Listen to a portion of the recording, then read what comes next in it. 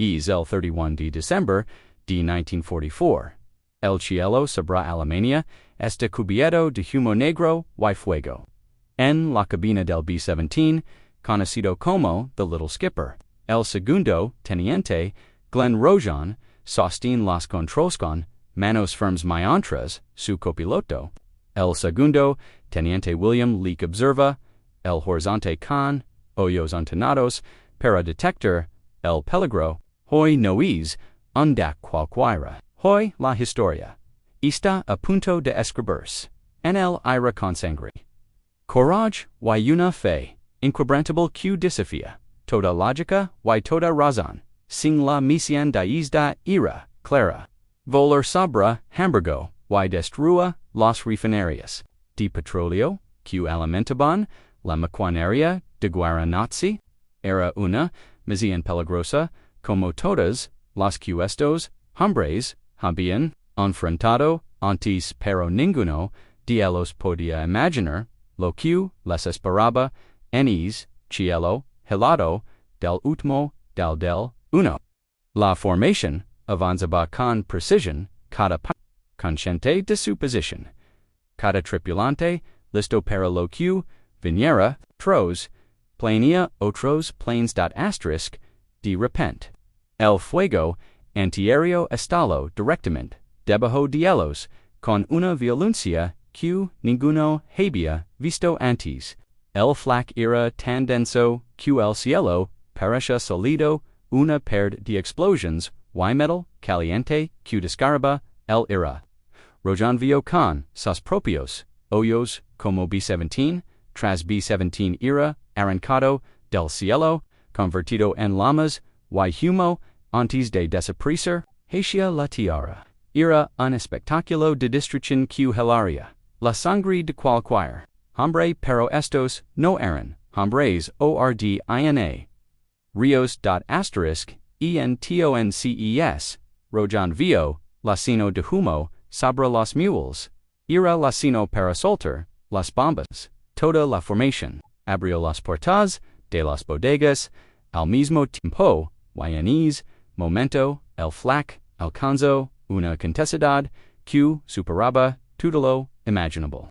Fue entonces cuando ocurrió lo impensable. El B-17, llamado Fools Rush In, en la escuadra líder, fue alcanzado de lleno por el fuego antiaéreo. El impacto lo desfeo violentamente hacia la derecha y chocó directamente contra otro B-17, el Tramps. Los dos aviones se aplastaron antes con un crujido metálico que se escuchó incluso por encima del caos de la batalla. El Tramps fue partido literalmente en dos. Ambos aviones cayeron del cielo. Rojohn y Leek miraron la escena sin poder creerlo. Pensaron que todos estaban perdidos. Pero, increíblemente, tres tripulantes de cada avión fueron expulsados al vacío y lograron abrir sus paracaídas. Eran 6 almas suspendidas entre el cielo y la muerte salvadas por un milagro que nadie podría explicar. Rojohn contó los paracaídas, anotó el número en su mente y empujó el shock hacia el fondo de su conciencia. No había tiempo para el asombro, todavía había una misión.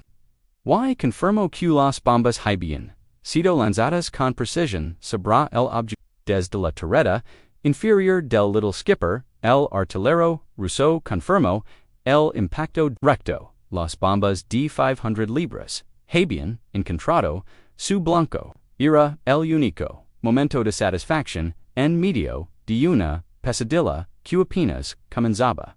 Después de soltar las bombas, la formación giró y by bajar grados y se dirigió de regreso al mar, intentando regruparse en la formación tirada que era su única protección.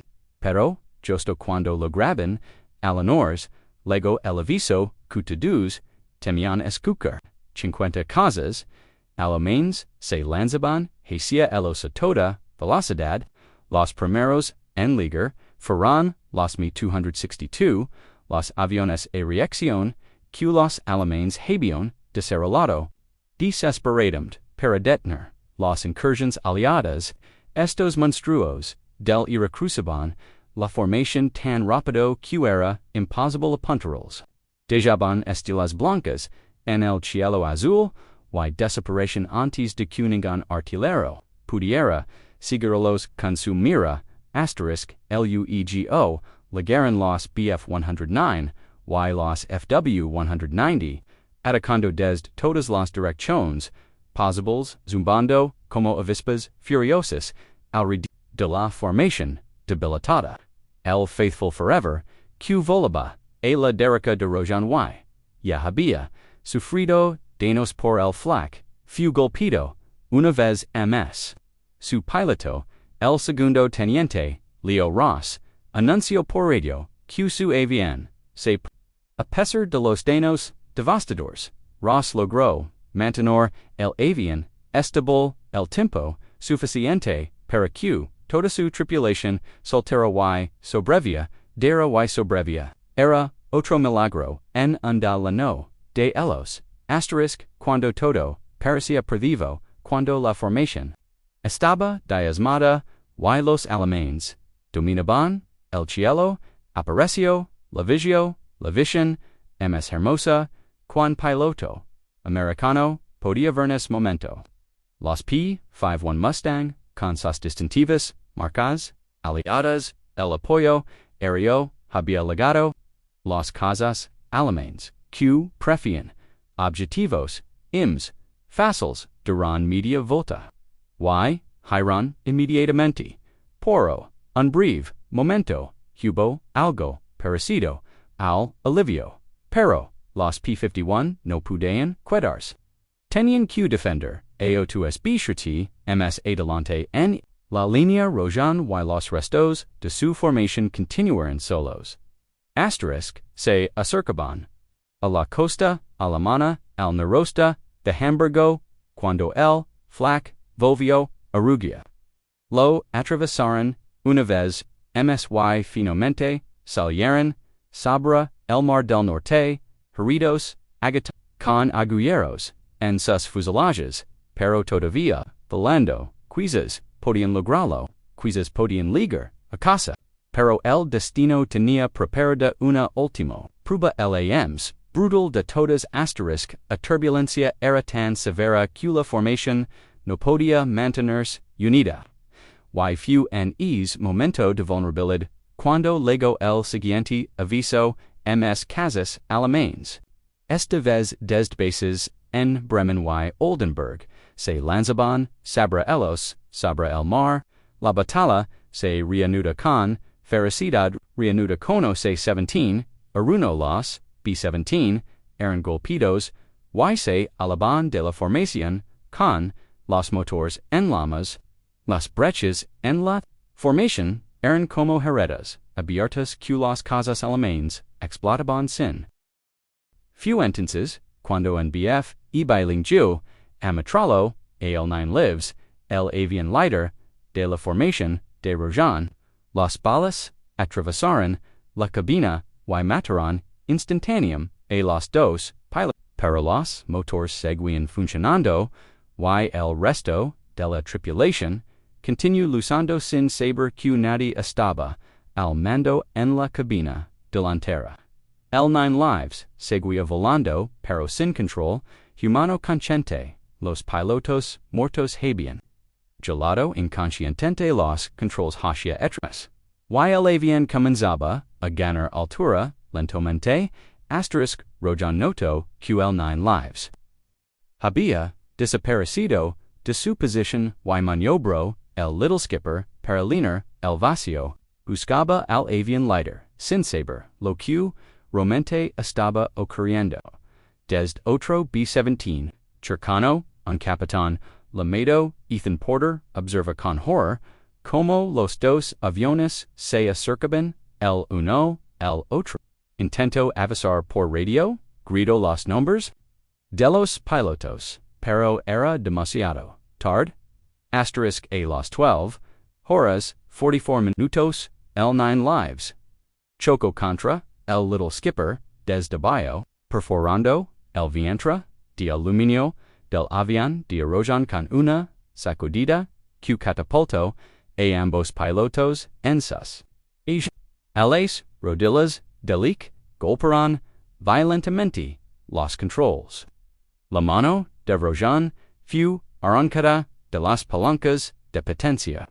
Durante un segundo, eterno ninguno de los dos sabía que había pasado cuando Rojohn miró hacia afuera y hacia atrás, lo que veo desafió toda comprensión. Los dos B-17 estaban pegados entre sus, el 9 lives clavado en el vientre del little skipper como dos libélulas, en pleno vuelo, 8 motores, 2 fuselages, 2 tripulations, todo unido en una construcción imposible que nadie había visto antes y que nadie vería de nuevo.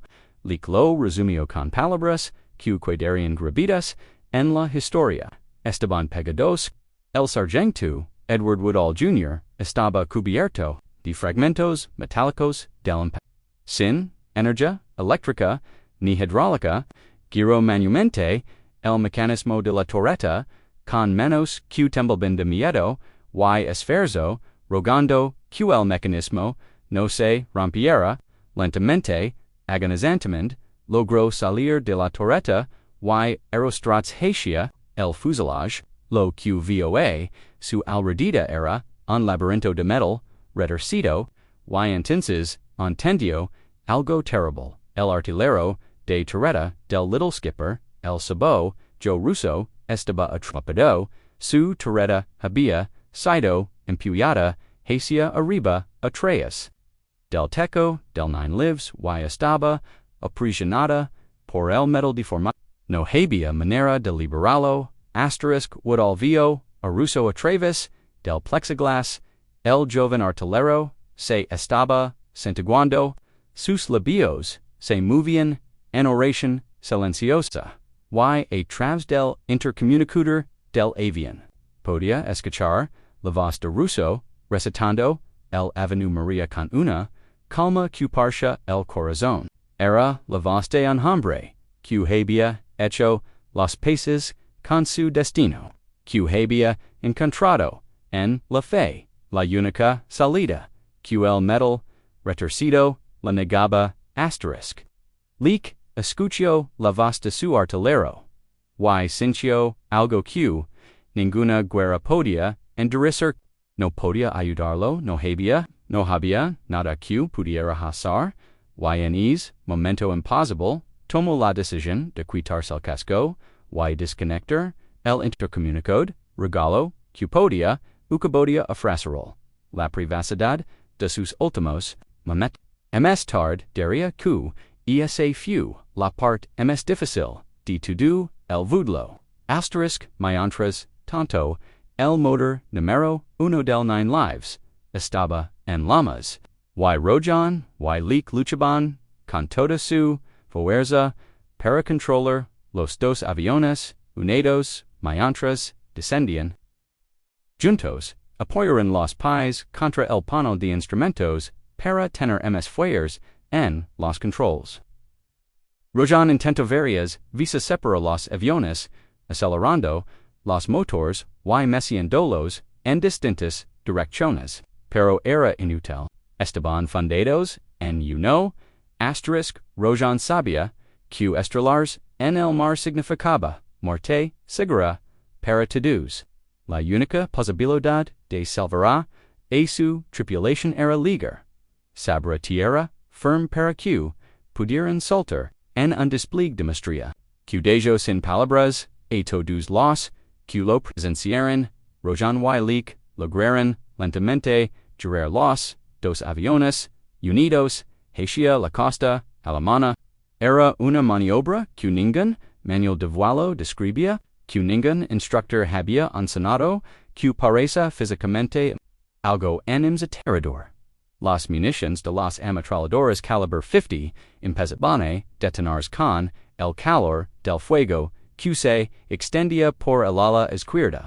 Las balas estallaban en todas direcciones, un espectáculo de fuegos artificiales mortales que radiba la cabina. los hombres en el fuselage intentaron una vez liberar a ruso, empujando y jalando el metal retorcido con la desesperación de quien sabe que el tiempo se acaba, pero era imposible.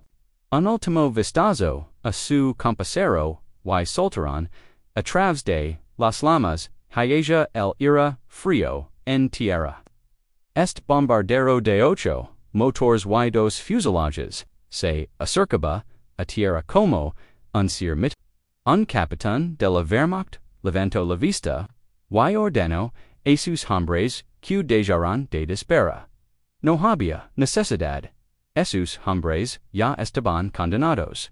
Rojohn sabía que este era el último momento para que Leek saltara. La ordenó que se fuera.